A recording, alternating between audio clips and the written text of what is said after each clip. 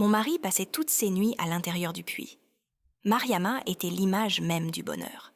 Belle, douce, respectée, elle vivait dans une grande maison au cœur de la ville, avec son époux Idriss, un homme d'affaires prospère et admiré de tous. Leur union faisait rêver. On disait qu'ils s'étaient retrouvés comme deux âmes promises.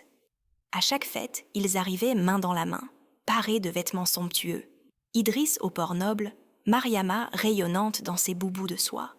Ils semblaient bénis. Tout ce qu'ils touchaient fleurissait. Leurs affaires prospéraient, leur maison était pleine de rires et de musique. Pour leurs voisins, ils représentaient l'image parfaite du couple idéal. Mais Mariama savait, au fond d'elle, que quelque chose changeait. Depuis quelques semaines, elle sentait son mari plus nerveux, plus distant. Et surtout, chaque fois que le soleil disparaissait, son regard changeait. À la tombée de la nuit, Idriss devenait un autre homme, silencieux, tendu, absent. Souvent, il quittait la chambre sans un mot, prétextant un coup de fil, une affaire urgente ou un mal de tête soudain. Les premières nuits, Mariama ne s'en inquiéta pas vraiment. Mais peu à peu, les absences de son mari devinrent plus longues, plus fréquentes. Elle se réveillait parfois au milieu de la nuit pour découvrir le lit vide et les rideaux battant au vent. Et c'est alors qu'elle commença à entendre ce son. Un bruit glissant, presque humide, qui traversait le couloir comme si quelque chose rampait lentement sur le sol.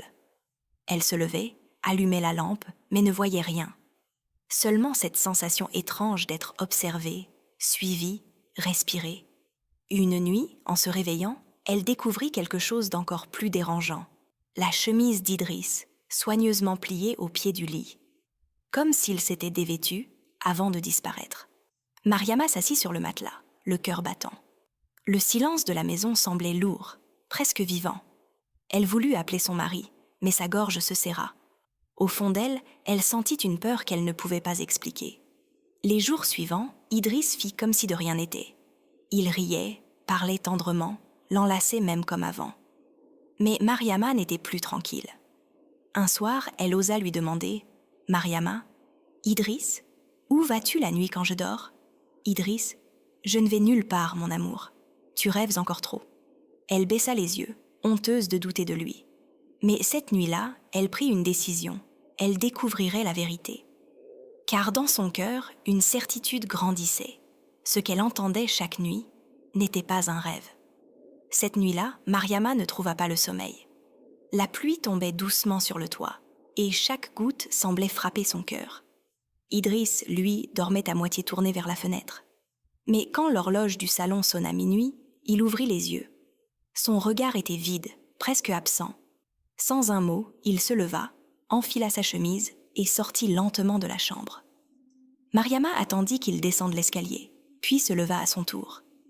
Pieds nus, tremblante, elle suivit ses pas à travers le couloir sombre. Dehors, la lune baignait le jardin d'une lumière pâle. Idriss marchait vers le vieux puits abandonné, celui que le couple n'approchait jamais. Mariama se cacha derrière un manguier, retenant son souffle. Et c'est là qu'elle vit l'impensable.